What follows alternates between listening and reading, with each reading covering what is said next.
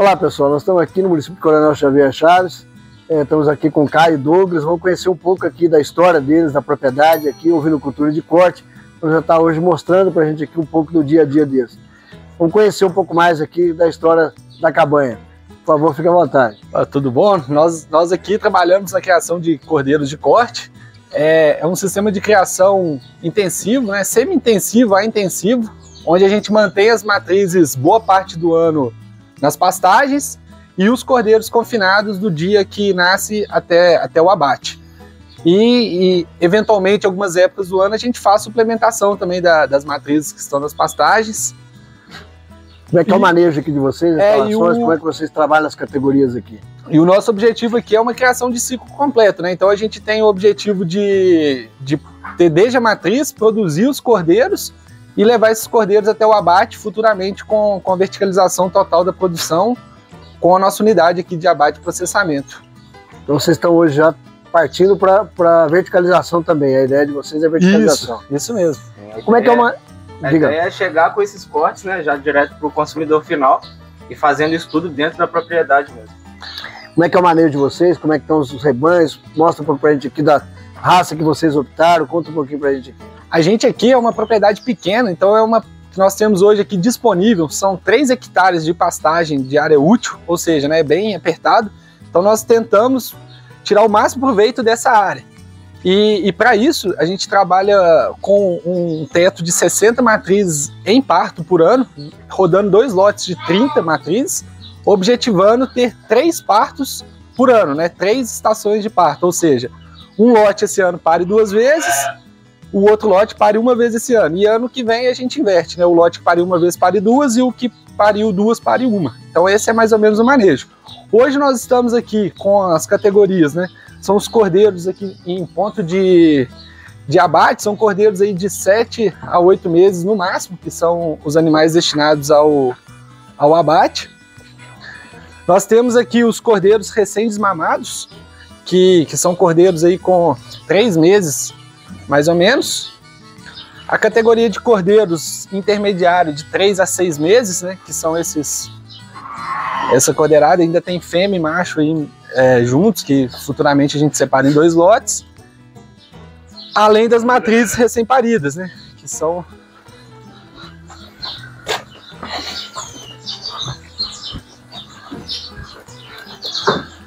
E essas matrizes estão em média 30, 40 dias, né, de parto, e nesse período elas ficam 100% confinadas ainda com os cordeiros. A partir dos 45, elas começam a ir a pasto e só dormir com os cordeiros. A gente faz aqui o desmame, em média, com 3 meses de idade dos cordeiros, né? Ou seja, como o Douglas falou, até 45 dias, tempo integral matriz cordeiro, de 45 até 50 dias, mais ou menos, 60 dias, até um pouco mais, essas matrizes dormem com os cordeiros durante a noite e passam o dia no pasto. E a partir daí as matrizes ficam integralmente no pasto, dia e noite, tendo mamadas de horário fixo com os cordeiros. Aqui a gente começou a propriedade com animais mestiços, oriundos de outros rebanhos, e a gente vem trabalhando ao longo do tempo para especializar na raça Dorper. Então a gente mantém o rebanho base, né, que era mestiço, e viemos ao longo do tempo fazendo cruzamentos sempre com animais puros da raça Dorper. O objetivo disso é que a gente consiga, ao longo dos próximos anos, disponibilizar animais puros da raça Dorper. A gente, né, quando a gente observa os cordeirinhos aqui recém-nascidos, a gente já percebe bem a característica do Dorper na maioria deles. Então, vocês têm bom resultado, bom rendimento com os animais Dorper, essa foi a opção em função disso? Da raça, a escolha da raça Dorper, qual foi o principal critério de escolha? Aí foi em relação à carcaça mesmo, né? A raça Dorper a gente viu que apresenta uma característica bem melhor de carcaça, mais produção de músculo, né? De carne, que é o que a gente objetiva aqui. Em relação à Santa Inês, a gente viu que a qualidade é bem melhor. Além de ser um animal ainda bem rústico e sem problema de sazonalidade, né? Que quando a gente parte para as raças lanadas, algumas até mais especializadas em carne, porém a gente tem maiores dificuldades de manejo, com animais mais susceptíveis a verminose, que ainda é um dos grandes problemas, e além da sazonalidade reprodutiva, que dificulta a gente conseguir obter mais de um parto por ano desses animais. O Dorper não tem esse problema, então uma das grandes vantagens da raça é essa. Além também da ausência de lã, né, que a região não ser uma região tradicional na criação de ovelhas, a gente não tem mão de obra e nem saída para essa lã produzida ainda, né? Então, assim, o animal deslanado é um produto a menos que eu não vou gastar energia produzindo, que não vai ter saída depois lá na frente. Aqui vocês trabalham com as categorias, separando em categorias. Os que ficam aqui no sistema confinado são as fêmeas paridas, como vocês falaram há pouco, os animais recém-desmamados e os cordeiros em confinamento. Restando o rebanho a pasto. Isso. Aqui o que fica confinado aqui, né, são todos os animais que vão para o abate, eles ficam confinados do dia que nasce até o dia do abate. E as fêmeas ficam confinadas do dia que nasce até o dia que a borrega está pronta para a estação de monta, que hoje nós estamos fazendo aqui em torno de 7 a 8 meses, esses animais entram em reprodução, visando aí um primeiro parto com 12 a 13 meses no máximo. Com quantos quilos essas borregas com 7 a 8 meses? Elas estão chegando aqui com 45 a 50 quilos nessa idade, porque o manejo, como é bem intensivo, né, elas confinadas, então a gente consegue um bom peso com elas bem novas. E aí, a partir do momento que elas entram em estação de monta, né, com o reprodutor, elas ficam 100% a pasto e recebem só uma suplementação, né, de concentrado nas águas, na seca, uma suplementação volumosa também. Vocês utilizam aqui no confinamento silagem de milho? Isso. Silagem de milho concentrado produzido aqui na propriedade mesmo. Vocês mesmos que formularam. Isso. Bom, lembrando que nós estamos falando aqui com dois zootecnistas, né? Então nós estamos aqui, o zootecnista está dominando o mundo, diga-se de passagem, né? Nós estamos aqui falando há pouco. Então nós estamos, vocês trabalham a silagem também produzida aqui na propriedade? Parcialmente, depende do ano. A gente faz isso um pouco de estratégia, né? Porque na região, como a propriedade é pequena, quando eu faço a produção de silagem aqui na propriedade, nós temos um tempo de ocupação da área que poderia estar destinada à pastagem e como não justifica a gente ter máquinas aqui para cultivar 3 hectares, é todo o serviço terceirizado. Então, cada ano a gente faz essa conta. Se o que eu vou gastar de máquina, previsão de semente, adubo, mais o que eu vou perder de tempo, né, de não poder utilizar a pastagem, quando vale a pena. Então, geralmente, quando essa conta é favorável, a gente produz a silagem aqui na propriedade. Quando não é favorável, a gente compra esse volumoso. Esse ano, por exemplo, nós estamos produzindo, já estamos com... Vamos produzir 2 hectares de silagem, que é o suficiente para a gente manter o rebanho durante o ano. Já está preparado para o plantio. Ano passado, a gente produziu parte. Ano retrasado, a gente não produziu nada. Então, depende muito da avaliação econômica de mercado. Assim, a propriedade rural, né, não só a vinocultura, como qualquer outra atividade agrícola, a gente tem que fazer conta, porque no final das contas o objetivo é o lucro, lógico, né, garantindo o bem-estar dos animais, tendo as melhores condições possíveis de criação, mas o objetivo final é o lucro da atividade. Então a conta ela se faz fundamental em qualquer atividade agrícola, principalmente na ovinocultura, né? Perfeito. Vamos dar uma olhada nos animais a pasto ali, ver como é que vocês estão manejando lá também? Vamos lá conhecer um pouco mais aqui dos animais a pasto. Aqui. Então aqui a gente vai mostrar agora o lote de ovelhas que está em estação de monte com reprodutor. Eles estão a pasto aqui, no caso uma braquiária mesmo. E a gente vai passar pelo silo aqui que a gente produziu na propriedade, mostrar um pouquinho também para vocês. Então vamos lá. Vocês estão trabalhando aqui nos piquetes com cerca elétrica? Sim, a gente optou por trabalhar com cerca elétrica aqui, né, cara? A gente, quando adquiriu a propriedade, ela tinha uma cerca de arame farpado, já 9 fios, mas que não segurava as ovelhas. Então a gente testou a cerca elétrica e pra gente aqui foi o mais eficiente, segura realmente os animais, só bom choque. Respeita bem, sem problema, não tem dificuldade. Problema, sim, e além da melhor eficiência em cercar, né, que é o principal, o custo, né, porque, por exemplo, uma cerca de arame farpado aí para ovelha, a gente vai trabalhar com no mínimo 6, 7 fios de arame. Enquanto que uma cerca elétrica a gente consegue trabalhar aqui hoje tranquilamente com 3. Essa primeira aqui que vocês vão ver tem 4. Mas ao longo que a gente continuou construindo as cercas elétricas, as mais novas, a gente trabalha hoje com 3 fios de arame. Isso custa menos, né, só de arame comprado. Além disso, o espaçamento dos moirões muito maiores, então permite a gente ter uma economia de custos e acredito que a pecuária como um todo vai caminhar para esse sistema. E além da mão de obra, muito mais simples a gente implantar isso do que uma cerca elétrica, do que uma cerca convencional. Mostra um pouco para a gente da cerca elétrica que vocês estão trabalhando aí. Essa cerca, como eu falei com vocês, foi uma das primeiras que nós construímos, então ela tem 4 fios de arame.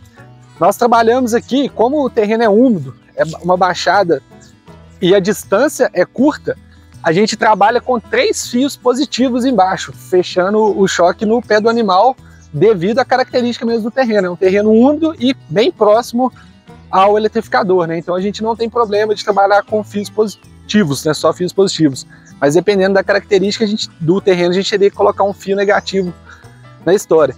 Além da cerca de arame, que é a que a gente usa para as divisões definitivas, esporadicamente, quando nós precisamos fazer alguma divisão no pasto, ou por exemplo, essa área de silo aqui que nós estamos cercando, nós usamos o fio eletroplástico, que ele é bem fácil de montar, né? Apesar de ter uma durabilidade pequena. Então a gente usa isso só para cercas provisórias. Né? O silo, esse ano ele está aqui, às vezes a gente pode mudar ele de lugar, então a gente opta por fazer essa cerca provisória, né? Ela é muito mais fácil de instalar, de retirar, caso precise, numa emergência, vai passar uma máquina, a gente tem que tirar. A gente consegue desmontar ela rapidinho e muito prático de colocar também. A gente usa umas estacas aqui de ferro, né? Que são tranquilos de serem inseridas aqui no solo, com esse isolador próprio para vergalhão, que é para esse tipo de cerca, né? Isso é uma coisa importante que muitas vezes a gente visita outras propriedades, vê experiências ruins com cerca elétrica, mas muitas vezes o problema está no planejamento e instalação da cerca. Então usou um isolador não adequado, usou material não adequado para a transmissão da energia, você possivelmente não vai ter a cerca funcionando, né? A própria potência também, né, do aparelho é importante a gente dimensionar legal para ver se vai ser o suficiente para o tamanho da cerca que a gente vai instalar também. Exatamente. Essa silagem de milho que nós estamos vendo aqui é produzida por vocês aqui na propriedade. Exatamente. Isso. Essa aqui foi produzida na safra passada, né? A gente já está quase finalizando o silo.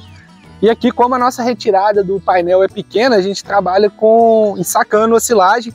Então a gente em um dia de trabalho no silo, a gente ensaca a silagem para vários dias de utilização. E vamos fazendo isso para garantir ali um mínimo de retirada do silo. E aqui nós estamos com um lote de ovelhas que estão a pasto. Essas estão em monta. Isso. Essas aqui estão encerrando a estação de monta. E aqui na propriedade, nós formamos 1 hectare de tamane, que é um pânico, e uma outra área de tifton. O restante das áreas, a gente já tinha uma braquiária no local e a gente não formou esses pastos ainda. Então nós só demos uma reformada, que é um desses pastos que vocês estão vendo aqui agora, onde essas ovelhas estão. Então esse rebanho aqui esse lote tem 30 animais que estão em monta com o reprodutor Doppler, que é um reprodutor bem novinho, inclusive. E a expectativa de parto é para daqui a 4 meses, visto que essa estação de monta já começou tem quase 2 meses. A gente trabalha aqui com 60 dias de estação de monta. Fala um pouco aí do manejo dessa estação de monta, quando você fala de um lote com 2 aparições no ano e outro lote com uma aparição e o ano seguinte você inverte. Como é que é essa dinâmica? Explica um pouco para quem não conhece o método. Isso, esse lote que vocês estão vendo aqui, né? Essas ovelhas entraram nessa estação de monta tem 60 dias, então elas ficaram 60 dias aqui com o reprodutor. Agora nós vamos fazer o ultrassom dessas ovelhas, ver quem está prenhe e quem não está vai ser descarte, quem está permanece no rebanho. Assim que encerrar essa estação de monta, previsto agora para a próxima semana, a gente inicia a estação de monta daquele lote que vocês viram paridas, novinhas lá dentro da instalação. Então aquelas ovelhas lá já tem uma boa parte do lote, já tem mais de 40 dias de parida, e a gente vai iniciar a estação de monta daquelas ovelhas. Ou seja, né, daqui a 4 meses em média eu vou ter esse lote aqui que vocês estão vendo parido, aquele outro lá daqui a 6 meses mais ou menos a gente vai ter elas paridas.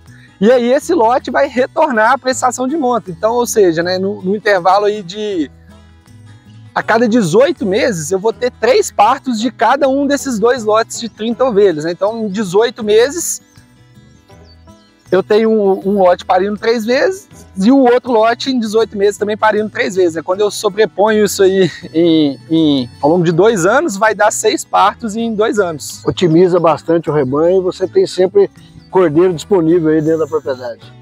Um dos pontos principais também é esse, né? A gente ter a disponibilidade do produto, que é o cordeiro, no nosso caso, o ano inteiro. E a gente trabalha com essa divisão de lotes, porque como a gente precisa disso aí, né, de ter cordeiro ao longo do ano, se eu fizesse um lote único e garantisse desse um lote de 60 ovelhas com 2 partos em um ano e um parto no outro, eu teria os partos concentrados e uma grande oferta de cordeiro para a gente num período do ano e um outro período do ano sem nada, né, uma escassez completa.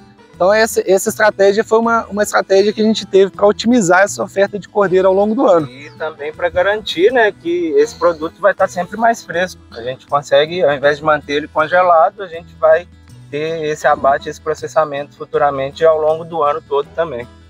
Então aqui o lote de ovelhas que estão em monta, um dos lotes aí que entram nesse esquema de reprodução aqui da Cabanha Real, né, nessa modalidade que a gente está tendo a oportunidade de conversar com o Caio aqui e com o Douglas.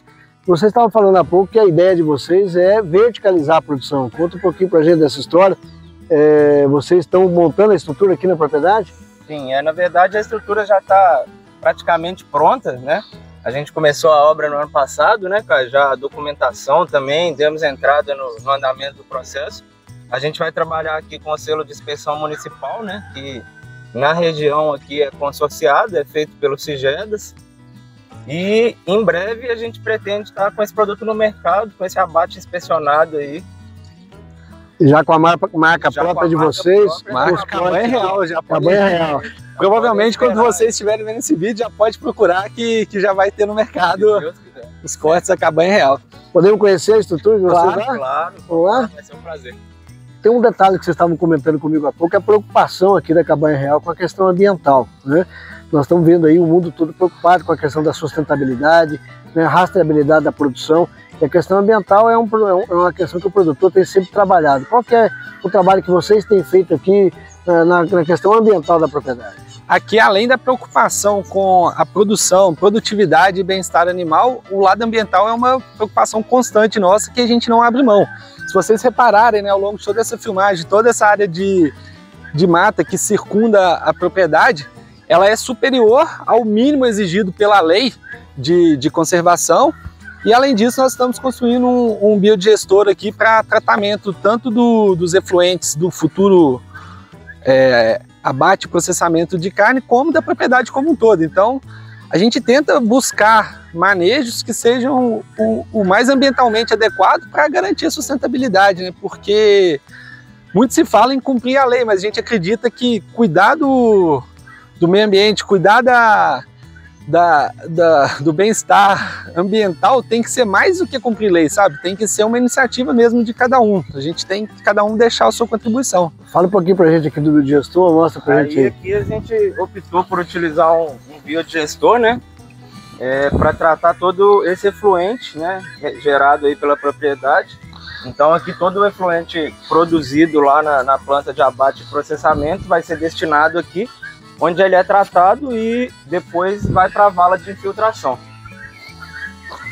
Aqui a gente ainda está em obra, né? Como vocês podem ver, ainda não está encerrado a construção do biodigestor, mas é até melhor para vocês verem aí um pouco de como é feito o processo. É um biodigestor que já é vendido pronto, né, comercialmente, então é bem tranquilo, não exige um grande projeto, porque muito se associa biodigestores, por exemplo, àqueles projetos imensos de reaproveitamento do gás metano, visando até a reutilização de energia, que, dependendo da escala, seria o ideal. Mas no nosso caso, como não é esse o caso, a gente consegue pelo menos minimizar um pouco o nosso impacto aqui de dejeitos.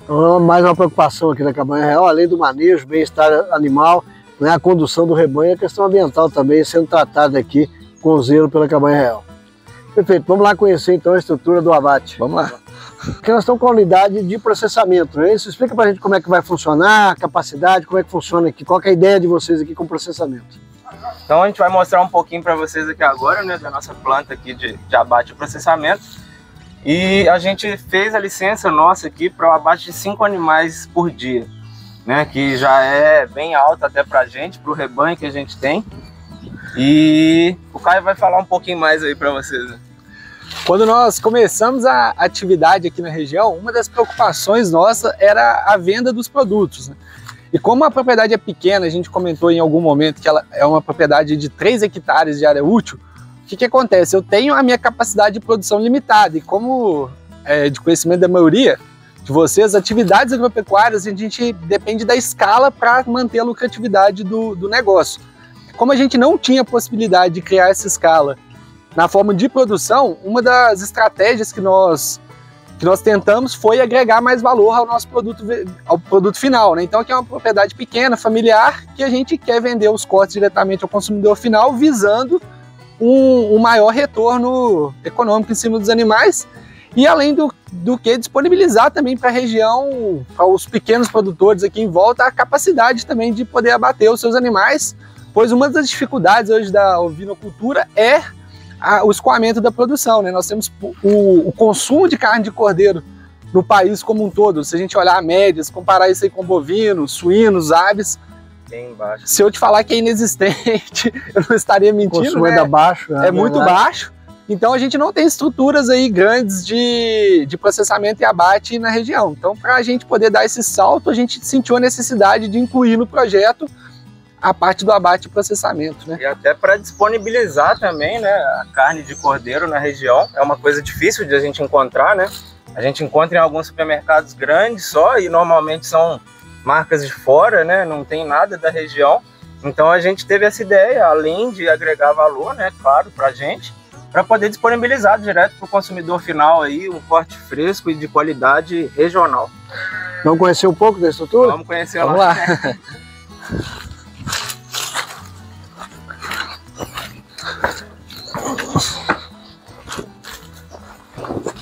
Um colo nesse meio, né?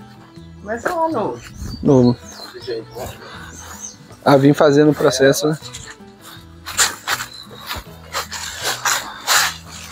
Explica pra gente aí como é que é a composição da estrutura aqui. Então, assim, nós estamos finalizando ainda, né? Faltam alguns detalhes, mas basicamente a gente começa aqui trazendo os cordeiros pro jejum, né?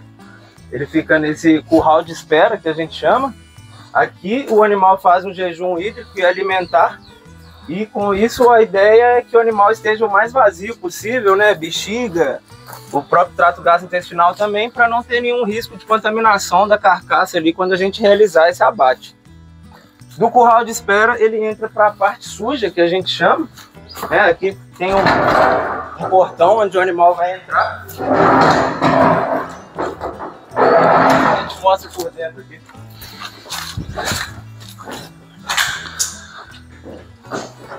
Aqui é o que a gente chama de área suja, né? O animal entra, ele é insensibilizado, primeiro de tudo, né? A gente tem um insensibilizador adequado para que isso seja feito da melhor forma possível. Depois disso ocorre a sangria, e depois o animal é retirado o couro, né? Retirado as vísceras, e depois de limpo, esse animal vai passar para a parte limpa, que é onde a gente faz os cortes, né? De fato, a gente vai dar uma chegada lá para vocês verem também. E aqui vocês têm todo o sistema de carretina, os animais ficam suspensos para fazer a sangria e todo o preparo inicial, né, do abate. Isso, aqui a gente fez esse sistema de trilho. Se vocês forem ver, é um sistema simples. Isso é importante destacar para quê? Mostrar para os outros produtores que quando a gente fala de abate, às vezes a gente acha que tem que ser uma coisa de outro mundo, um frigorífico de investimento milionário. Dependendo da sua escala, lógico, isso é verdade, mas para pequenas escalas, pequenas produções, a gente tem possibilidades mais acessíveis. Então é um sistema de trilho simples, onde a gente faz a parte de sangria, visceração e esfola nessa parte, e o animal é conduzido pelo trilho para a próxima etapa, que seria a parte limpa, onde os cortes são efetivamente realizados. Então, feito o abate, a gente tem um sistema aqui de talha para erguer o animal, né? Então o animal vai ser erguido com a ajuda desse gancho e inserido aqui no gancho de transporte. E aqui ele passa diretamente para a área limpa já, sem precisar descer ele nem nada. E como vocês podem ver, ainda tem alguns detalhes aqui, por exemplo, o isolamento das áreas ainda não está feito porque a gente ainda está finalizando a construção do sistema, né? Isso é importante ressaltar, a gente ainda não está em operação. Provavelmente quando vocês estiverem vendo esse vídeo a gente estará, mas no momento a gente ainda não está.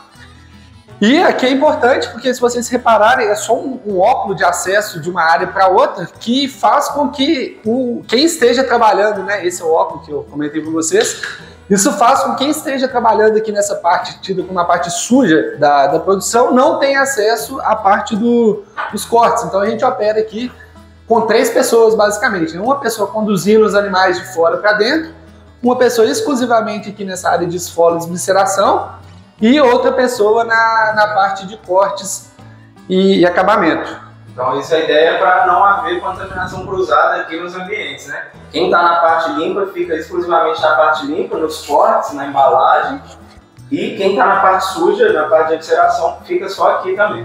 E essa planta foi licenciada para 5 animais dia. 5 animais dia. E como a gente comentou com vocês, né, em algum momento aí do vídeo, que a gente tinha a previsão de 90 partos ao longo do ano, 90 partos eu tenho uma produção aí anual cerca de pouco mais de 100 animais, considerando aí 1,2, 1,3 animais por parto, né, nascidos. Então 5 animais por dia é mais que o suficiente para a gente conseguir processar toda a nossa produção aqui da propriedade e ainda abrir a possibilidade de outros pequenos produtores da região processarem os animais aqui com a gente.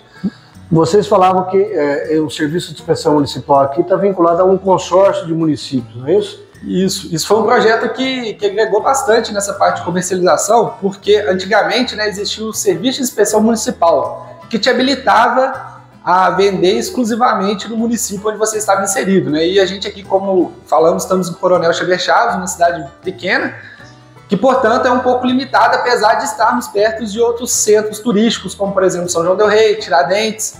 Só que com o avançar dos processos, fez-se um consórcio, que chama Sigedas, que é um consórcio de vários municípios da região, onde a licença municipal é fiscalizada pelo consórcio e te permite a comercialização dos animais em toda essa área de abrangência, né? Então, melhorou bastante para o produtor. Hoje são cerca de 20 municípios que estão dentro desse consórcio com a Sigedas. Então, assim que a gente começar a operar, né, a gente vai poder realizar essa venda em todos esses municípios consorciados. Então amplia muito aí o horizonte de comercialização, principalmente para a região turística que vocês estão aqui, pegando aí, por exemplo, São João del Rei, Tiradentes, com muitos restaurantes, pousadas, etc., que abrem um mercado seleto para vocês atuarem, né? Com certeza, vocês encontrarão nossos produtos, então, além aqui do contato direto com a propriedade, com a cabanha real, através dos nossos contatos, vocês também poderão encontrar o nosso produto nos melhores restaurantes aí de São João del Rei, Tiradentes e dessa região. Bacana demais. Então nós estamos vendo aqui, né, uma propriedade, aqui a Cabanha Real, o Caio Douglas, 2 zootecnistas que, além de organizarem toda a parte de produção, né, da atividade da ovinocultura, fazendo todo o ciclo completo, né, ainda agora entram nessa nova fase, que é a verticalização da produção com a própria marca Cabanha Real, com os cortes de cordeiro, que entra em breve aí.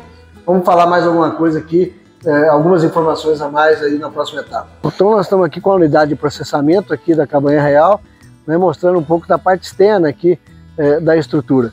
Então, fala um pouco pra gente aqui como é que é essa estrutura, a parte externa que vocês vão trabalhar aqui. Aqui vocês estão vendo uma visão exterior da nossa unidade de abate e processamento de cordeiros.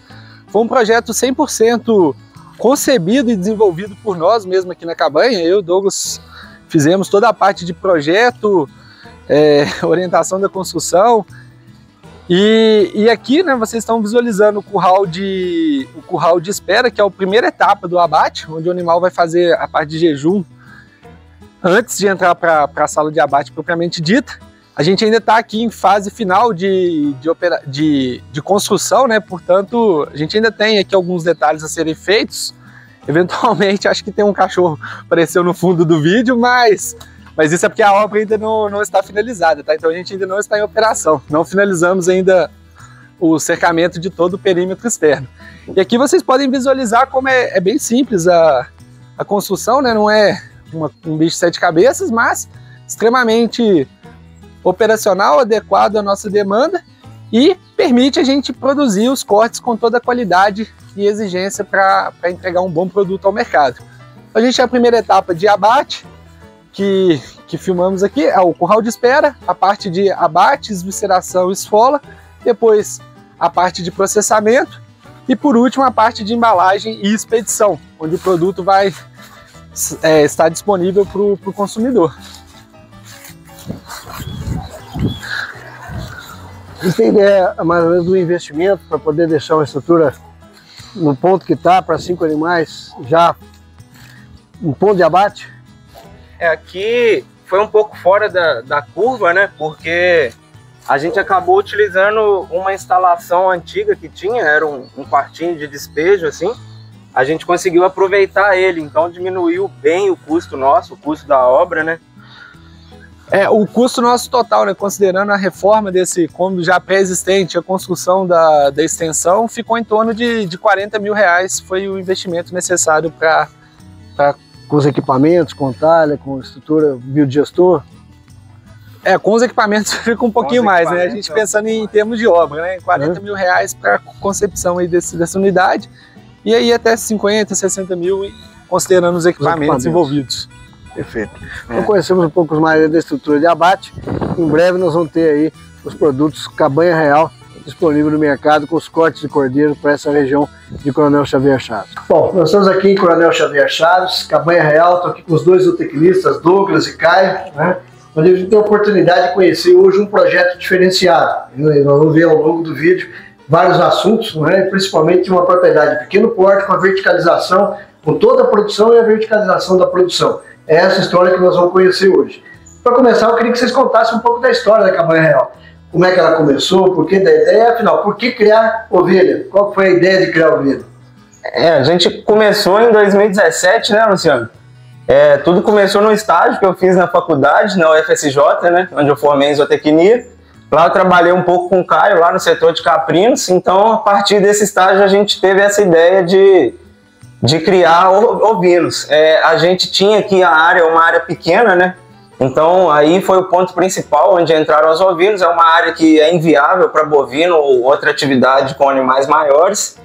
E além disso a facilidade de manejo, né, que a gente tem com os pequenos ruminantes. E a gente acabou ingressando nessa prática aí em 2017, foi onde tudo começou. Nós estamos falando já de praticamente 6 anos aí de... 6 anos de atividade na propriedade, né? Fora de outras experiências na ovinocultura. Vocês já trabalharam também fora da propriedade, além da universidade? Além de zootecnista, eu sou técnico em agropecuária e eu trabalho desde 2013 na Universidade Federal de São João del Rei, no setor onde a gente tinha a criação lá de ovinos e caprinos. Então já tenho uma experiência de 10 anos na área. Mas eu brinco que a experiência de verdade começa quando você é o criador, né? Que aí aparece problemas diferentes, coisas que você nunca tinha visto, tem um fator econômico envolvido na história, então a gente começou mesmo como criador e entendendo mais as dores aí do sistema de produção em 2017. Bom, nós estamos falando aqui de uma atividade, né, que ela está crescendo no estado de Minas Gerais, não só no estado de Minas Gerais, como outras regiões do Brasil, mas falando aqui especificamente do estado de Minas. Como é que vocês enxergam a atividade e quais os desafios que vocês tiveram desde o início e que vocês entendem como o principal desafio do produtor para entrar na atividade da ovinocultura? Bom, para começar, né, tem uma frase aí que vira e mexe, ela aparece para a gente em vários locais, que cada vez ela aparece com um autor diferente, né? Então não sei precisar que é o autor, mas a história é que a maior loucura que o homem pode fazer é esperar resultados diferentes fazendo sempre a mesma coisa. Então, partindo desse princípio, a gente enxergou a ovinocultura como uma atividade inovadora, porque não é tradicional na nossa região. Então a gente acreditou que a gente fazendo algo diferente, a gente poderia atingir resultados diferentes comparado às outras atividades agropecuárias da região, né? Resultados diferentes para melhor, com certeza. Só que ao mesmo tempo que você, quando é inovador, bebe água fresca, você também tem que abrir os caminhos na mata, né? Então a gente tem dificuldades por não ter essa atividade tão consolidada. Um dos grandes desafios é realmente esse, a informação, ter já, por exemplo, qual é o melhor sistema de produção para ovinocultura de corte em Minas Gerais. Qual é o retorno esperado? Qual é melhor manejo que vai produzir a maior rentabilidade? A gente não tem ainda números e repetições suficientes para a gente para ter esse número, né? Para ter esse dado. Então isso é muito desafiador, porque você vai experimentando e encontrando o seu caminho aos poucos. Porque, como qualquer atividade, cada propriedade é uma propriedade, né? É uma realidade diferente, cada propriedade que a gente passa e cada atividade também. Particularidades diferentes, sim, sim. Realidades diferentes. Exatamente. Às vezes o vizinho de chega é totalmente diferente da sua propriedade, né? Em questão de dificuldade, né? Eu acho que a maior que a gente enfrentou aqui foi a comercialização, né? O Luciano, como está no ramo há um bom tempo, aí sabe bem disso. É uma cadeia que, por ser nova na região, não é tão desenvolvida, né? Então a gente não tem um frigorífico grande perto aqui e tem poucos criadores, então fica difícil formar uma carga, né? O Luciano também sabe como ninguém, para poder conseguir formar essa carga é difícil e ter também disponibilidade sempre é difícil, né? Cada produtor às vezes tem um calendário ali de monta, de estação de parto, então às vezes não estão todos concentrados na mesma época, fica complicado às vezes um pouco, né, Luciano? Foi aí que surgiu a ideia da gente agregar o máximo de valor possível e verticalizar a produção dentro da propriedade, né? Antes de a gente entrar propriamente na comercialização, na verticalização, voltando um pouco aqui nos desafios, né? É comum às vezes a gente ouvir de criadores que começaram na atividade por razões distintas, pararam a atividade, mas a gente começa a ver o produtor muitas vezes colocando a culpa na ovelha, né? Ah, isso morre à toa, é muito sensível, né? Não dá lucro, é muito difícil de manejo, etc. Nós estamos com 2 técnicos, 2 zootecnistas, né? Nós estamos 3 aqui, né? 3 zootecnistas. Entrevistadores entrevistados aqui. Como é que vocês veem essa questão, né, quando a gente fala dessa questão do animal mais sensível, do manejo sanitário, reprodutivo e nutricional, né? Como é que vocês enxergam isso, né, como técnicos e como produtores, ao mesmo tempo vendo outros produtores da atividade? Bom, Luciano, nesse assunto, né, eu brinco de uma coisa que eu costumo falar bastante. Não existe produtor rural. Quando a gente fala que a gente é produtor rural, a gente é mentindo. A gente é transformador rural. Então nada se cria, os nutrientes têm que vir de algum... Se eu tenho um animal produzindo carne, ele tem que estar retirando esses nutrientes de alguma fonte, né? Que vai vir lá da alimentação dele, provavelmente. Se eu tenho um animal que produz mais, ele vai exigir mais nutrientes para ele produzir, porque ele não é um produtor, ele é um transformador. E quando parece um conceito bobo, parece um conceito bem simples, né? Todo mundo sabe disso, só que viver isso na essência, entender isso de verdade é difícil. Porque quando você entende isso, você percebe que para você ter um animal produzindo, você tem que dar condições, dar nutrientes para ele conseguir produzir. E quanto mais for exigente for esse animal, mais eu vou ter que suprir essa demanda dele para ele conseguir se desenvolver. Então, assim, a nossa função, a gente vê, por exemplo, várias... qual é o melhor alimento, qual é o melhor capim, qual é o melhor silagem, melhor capim? O animal não quer saber se ele está comendo silagem, se ele está comendo capim. O importante é o quanto de nutriente eu estou fornecendo para ele. Essa é a conta que tem que fechar. E muitas vezes a gente omite isso, né? Os produtores omitem essa parte e aí o animal não dá o resultado previsto, mas a gente tem que fazer essa autoavaliação, né? Eu estou dando condições de ele dar esse resultado que eu estou querendo, porque se eu não estiver dando essa condição, eu preciso de partir para outro setor, eu preciso de achar um animal mágico, que não existe. E também, o Luciano está falando que às vezes o produtor acaba colocando a culpa no animal, né? Eu digo que 90% das vezes a culpa é nossa, é do produtor. A gente erra no manejo, o Caio está falando em questão de nutrição, a gente sempre tem que lembrar que não é só nutrição, a gente tem sanidade, tem, né, todas as questões que tem que ser avaliadas aí, do bem-estar do animal também, vários protocolos, né, que a gente tem que seguir para evitar aí várias doenças que realmente são mais susceptíveis em ovinos. Então, assim, não é só nutrição também, né? Em resumo, nós estamos falando de conhecimento, informação. Conhecimento. Exatamente. E nessa parte de manejo, entrando naquela questão que você falou, de ser um animal mais susceptível, morrer do nada, eu vou te falar a verdade, eu nunca vi uma ovelha que morreu do nada. Toda ovelha que morre tem uma causa. Não existe esse negócio de um animal morrer do nada. Se ele está morrendo do nada, você que está sendo ineficiente identificar a causa. Então é informação mesmo, é estudo, é observação, é procurar profissionais qualificados para entender o porquê, porque o animal não morre do nada, ninguém morre do nada. Tem uma causa ali, é importante conhecer, né? Nós estamos falando aqui de informação, de conhecimento técnico, vocês aqui também me falaram há pouco, vocês fazem parte do ATG, não é isso? Vocês ainda são assistidos? Sim, a gente somos assistidos pelo Senar, né? Assistência técnica gerencial aí. Foi um ponto crucial para a gente, mesmo sendo 2 zootecnistas formados já, né? A gente tinha alguns pontos falhos, né? Nada como alguém de fora poder vir dar essa assistência e auxiliar a gente nesse processo aí. Então o Senar tem sido essencial também para a gente. Mais importante do que você saber os pontos de melhoria, o que precisa evoluir, mais importante que saber é fazer. Então quando a gente teve assistência técnica e gerencial, então a gente tinha aqui uma rotina de planejar metas e executar as metas planejadas.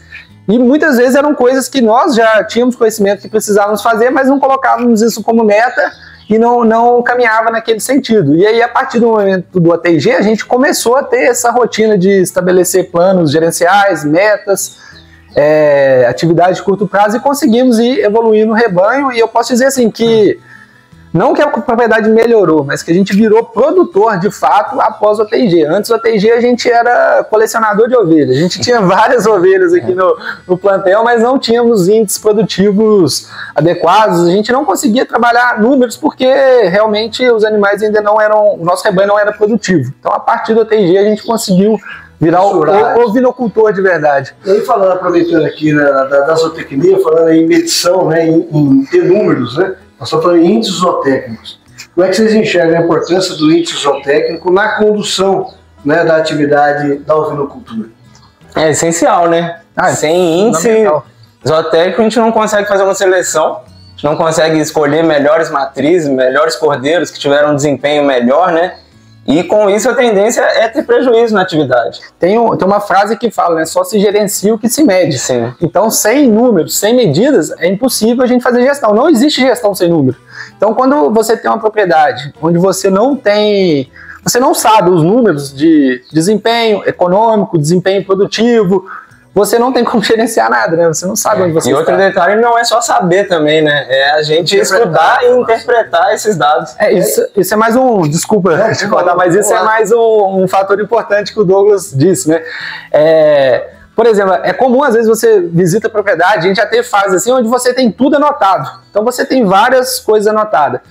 Só que isso não serve para nada, gente. Se a gente não pegar o que a gente anotou e transformar aquilo em informação, em tirar alguma informação daqueles dados, aqueles dados por si só não representam nada. Então, além da rotina e da constância, né, em anotar os dados, é preciso ter também a constância de transformar esses dados em informação e tomar decisões a partir deles. E aí eu queria fazer uma provocação aqui, né? Vocês fazem parte de alguns grupos do WhatsApp, inclusive que nós estamos já há algum tempo no mesmo grupo, e a gente sempre vê uma discussão recorrente com os produtores a reclamar do preço de venda do produto. Óbvio que preço, né, e vou deixar a provocação para vocês também, é importante. Mas tão importante quanto o preço é você saber o custo de produção. E aí como é que vocês enxergam dentro disso que vocês estão trabalhando aí hoje do ATG, do gerenciamento, do índice zootécnico, essa balança onde você tem na ponta, né, o preço de mercado que te paga o cordeiro com o custo de produção? Como é que vocês enxergam isso? E dentro dessa discussão que sempre tem no grupo, né, de grupos de produtores, sempre tem reclamando do preço, mas nunca discutindo o índice zootécnico, a eficiência de produção e o custo de produção, né? Infelizmente, quando a gente... Agora vamos pensar sem o processamento, né, pensando só no quilo do cordeiro. O quilo do cordeiro é uma commodity, né? Então é um tipo de produção onde eu não consigo influenciar muito o preço de venda, ainda mais com rebanhos pequenos. Então o preço de venda é dado pela oferta e demanda do mercado. E onde eu consigo mexer? Eu consigo mexer no meu custo de produção. Então eu tenho que fazer as contas, eu tenho que saber quanto está custando o quilo do meu cordeiro para que eu consiga ter um custo de produção inferior ao preço de venda, né? E eu tenho que trabalhar onde eu consigo, onde eu tenho influência, que é o quê? É aqui dentro da porteira, é no meu custo de produção. E a gente volta na questão dos índices zootécnicos, né, Luciano? Se a gente não tiver índices bons, a gente vai ter um custo muito alto, que provavelmente nunca vai pagar ali, a conta nunca vai fechar. E nós temos, às vezes, né, situações que a gente visita e vivencia na prática. Você pode ter 4, 5 propriedades com o mesmo número de matrizes, uma propriedade com 100 matrizes com eficiência e com rentabilidade, uma com 100 matrizes tendo prejuízo, né? E quando você vai ver a diferença, ela está exatamente no gerenciamento, que é a avaliação, índice zootécnico, gerenciamento de custo. Então, avaliar, medir, como você falou, né, quem não mede, não gerencia, né? É fundamental ter essa informação, né? Conhecer e usar, né? Própria seleção, né? Em questão de usar essa informação, é a gente fazer a seleção dessas matrizes. A matriz que não produz, não gera cordeiro, não gera quilo de cordeiro pra gente, não paga a conta, não paga o aluguel dela. Costumo dizer que a ovelha é uma inquilina que a gente É uma inquilina. Ela não está colocando um cordeiro, é inquilina que não te paga aluguel, né? A inquilina que te dá um cordeiro por ano e que te dá 3, tem o mesmo custo. O mesmo custo. Não, eu tô brincando, não é exatamente, mas é bem próximo os custos. Exatamente. E agora, quando a gente tira a rentabilidade dessas duas matrizes, a diferença é gritante. E nós estamos falando aqui, né, do dia a dia da propriedade.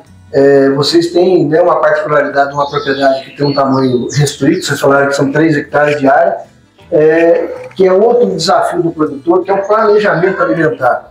Nós estamos falando aqui de um animal que tem um consumo de matéria seca por dia, em função do peso vivo, né, falando em 3,5%, 4% de consumo de matéria seca por dia. Então você tem que ter, ao longo dos 365 dias do ano, oferecer alimento, porque ela está lá dependendo desse planejamento. Como é que vocês enxergam essa questão do planejamento e o dia a dia da propriedade? Bom, a gente vai entrar de volta naquela história, né? Que a gente não produz nada, a gente só transforma. Então, para a gente ter o animal ganhando peso lá na frente, a gente tem que ter a entrada do alimento para ele poder se alimentar. E para isso, o planejamento alimentar da propriedade ele é fundamental em 2 sentidos. Tanto em quantidade, 3 na verdade, né? A quantidade que eu sou capaz de produzir, a qualidade do que eu produzo e o custo do que eu produzo. Por exemplo, eu sei que eu tenho um rebanho de 60 animais com uma demanda aí de X quilos de toneladas de fubá ao longo de 12 meses. Uma estratégia interessante, a gente ainda não consegue fazer isso aqui com exatidão, mas uma estratégia interessante, por exemplo, é adquirir esse produto no momento onde, historicamente, ele tem um preço abaixo no mercado, né? Que seria na safra do milho. Produção de volumoso é cargo-chefe e é onde a gente vê assim, a grande dificuldade da maioria das propriedades, né? E também é um pouco de dificuldade nossa também, a gente vem aprendendo ano após ano. Então eu tenho ali uma demanda anual de volumoso que eu tenho que suprir. Tem uma época que eu consigo suprir isso com pastagens, tem uma época que eu tenho que suplementar. Porque a grande dificuldade de você intensificar pastagens é essa, né? Em caso de rebanho fixo, né? De matrizes para produzir cordeiro. A seca, todo ano tá aí, né? Todo ano tem. Se eu faço meu planejamento alimentar dos passos para rotação máxima, considerando o que eu produzo nas águas, eu vou ter que obrigatoriamente suplementar no período seco, porque a oferta vai lá embaixo. Então eu tenho que fazer conservação. Exatamente. E agora, se eu faço o meu planejamento em cima do que eu tenho disponível na seca, eu subutilizo minhas áreas nas águas. Qual é o melhor dos 2 métodos? Tem que fazer conta. Cada lugar vai ter a sua resposta. Conhecimento, planejamento, né? A gente ter mais tempo planejando e organizando, né, do que a gente fazer o papel de bombeiro fazendo incêndio o tempo todo, né? Então a gente pensar mais na gestão, na administração, no planejamento é fundamental para ter resultado de fato. E além disso também parar de procurar a resposta pronta, sabe? Não existe resposta pronta. Cada propriedade é uma realidade. Você tem vários conceitos, vários conhecimentos que são gerados na área de agronomia, zootecnia, você tem que estudá-los e ver o que vai se adequar à sua realidade, sempre colocando na conta o financeiro, né? A gente não pode visar exclusivamente a produtividade e esquecer do financeiro. Gerenciamento financeiro. Nós estamos falando aqui também agora da comercialização. Vocês tiveram uma visão diferente aqui da propriedade, que é a ideia da verticalização, né? Como é que é o plano da Cabanha Real? O que vocês estão pensando nas estratégias? Já estão com a estrutura pronta, né? A gente vai ter a oportunidade de conhecer a estrutura. Sim. Como é que vocês estão vendo aí essa estratégia aqui de vocês?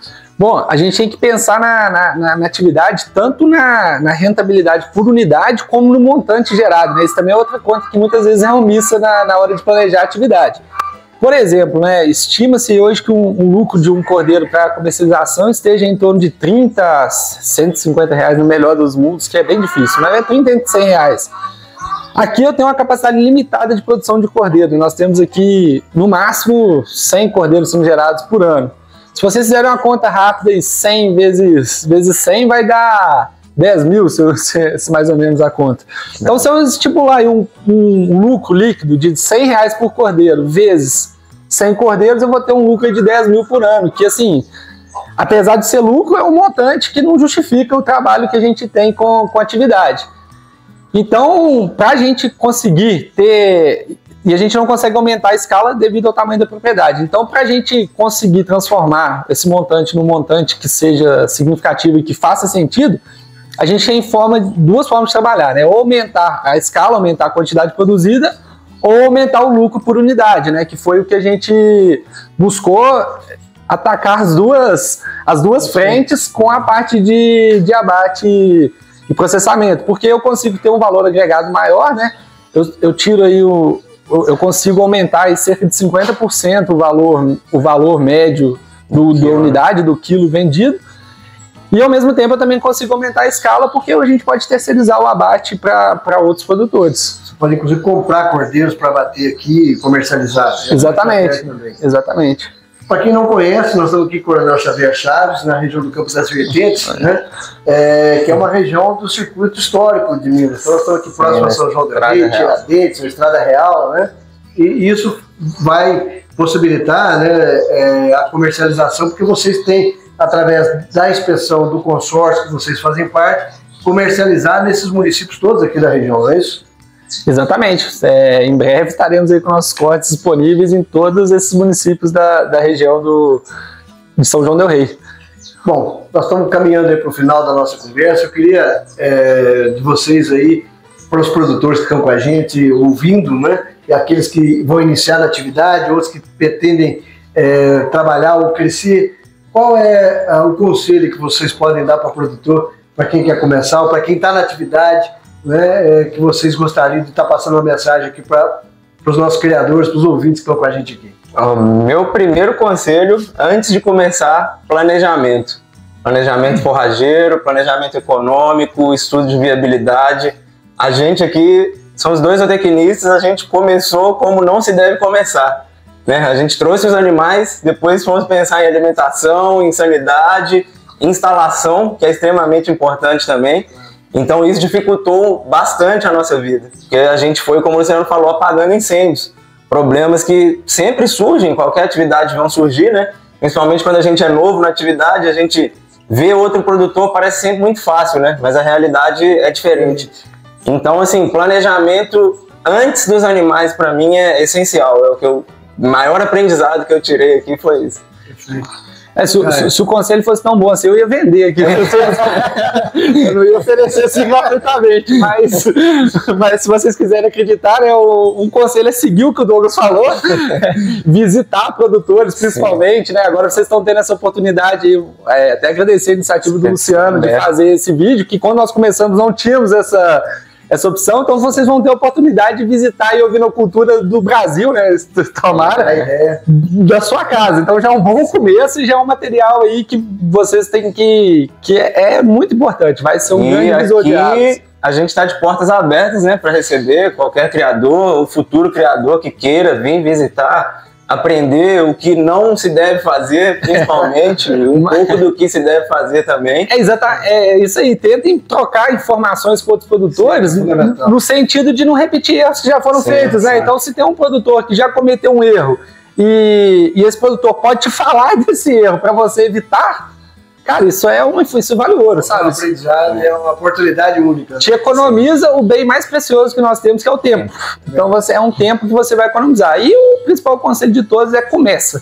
Começa, porque eu acho que começar Ter a coragem de entrar na atividade, conhecimento, profissionalismo, coisa. Começar é o primeiro passo de qualquer viagem, né? Começar. Bacana. E queria aproveitar só para parabenizar o Luciano aí também, agradecer pela ajuda sempre aí. Um prazer. E parabenizar pela expedição BE aí, Brasil, que vai ser muito importante para a gente conhecer um pouco desse cenário, né? Que às vezes falta algumas coisas e o Luciano vai estar mostrando isso aí para a gente também, dos pontos positivos, dos pontos negativos. E parabéns, Luciano, excelente iniciativa. Obrigado. Bom, eu queria agradecer aqui a receptividade aqui do Caio e do Douglas, né? Cabanha Real, município Coronel Xavier Chaves, mais uma história que a gente está contando pela Expedição BE Brasil. Nós que agradecemos, Luciano. Obrigado pela audiência. Se vocês estão nos acompanhando, se inscreva lá, canal do YouTube, a página do Instagram e a página do Facebook, Expedição BE Brasil. Forte abraço a todos. Se puderem também seguir a nossa cabanha lá, cabanha.real. Cabanha.real, sigam nós lá também para. Em breve, inclusive, os produtos sendo comercializados lá. Exatamente. Muito obrigado a todos. Um abraço, obrigado.